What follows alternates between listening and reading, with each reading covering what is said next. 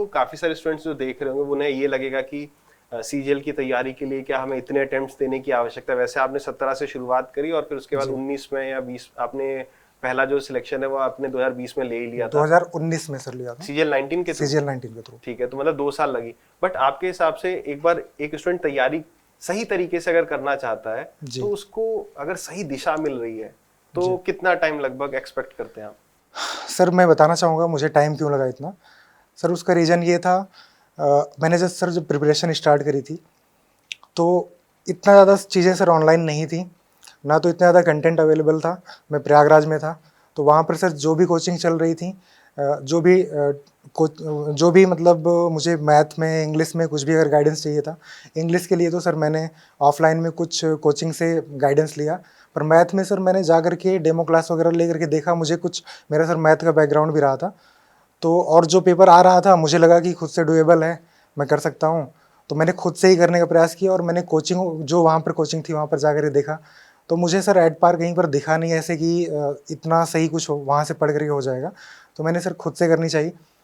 तो और sir online courses यहाँ दिल्ली आकर के सर मैंने दिल्ली तो मैं आ नहीं पाया था, वहीं पर था, वहाँ पर जो कुछ अवेलेबल था उसमें मैंने प्रयास किया। फिर 17 में सर मैंने मेंस दिया तो 17 में सर मैथ बहुत ही सरप्राइजिंग आ गई थी। मैंने अपने से किया था तो मैंने प्रीवियस ईयर पैटर्न्स वगैरह देखते हुए किया था तो उसमें सरप्राइजिंग आ गया, तो मैथ मेरे स्कोर कम रह गए थे जिसकी वजह से मेरा सिलेक्शन नहीं हुआ था।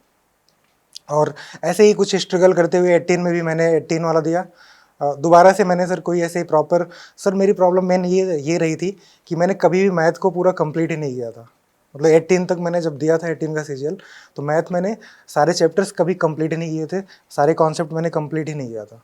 तो अगर कोई वही तो अगर कोई ये पूरी तैयारी करना चाहता है और उसके पास सही दिशा है, मान लो आप सिलेक्टेड हैं, आप किसी को कुछ बताते हैं जी अंडर अ गुड गाइडेंस, क्या आपके हिसाब से सही समय है इस एग्जाम को क्रैक करने के लिए? कितने में हो सकता है? सर ये एग्ज़ाम एक अटेम्प्ट इसके लिए बहुत पर्याप्त है। सर मेरे लिए मेरी वजह क्या रही कि मैं बहुत ज़्यादा सर मुझे प्रॉपर गाइडेंस मिली नहीं इसके लिए। मुझे गाइडेंस तब मिली सर जब मुझे 2019 का सीजीएल में दे रहा था, कोविड का टाइम था और बहुत सारे टीचर्स ऑनलाइन आ गए और बहुत सारी चीज़ें जो है ऑनलाइन बहुत ईजिली अवेलेबल होने लग गई।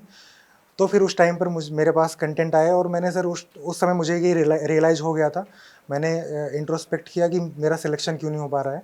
मैं मेंस तक तो जा रहा था पर सिलेक्शन नहीं हो पा रहा था। मुझे ये समझ में आया कि मेरे मार्क्स जो कम रह जा रहे थे उसका एक मेन रीज़न ये था सर, मैंने कंप्लीट नहीं किया था कोर्स। और जब तक आप कंप्लीट पढ़े नहीं हैं तो आप एक्सपेक्ट नहीं कर सकते हैं वहाँ पर कि आप कॉन्फिडेंट रहेंगे और सब कुछ बहुत अच्छा करके चले आएंगे।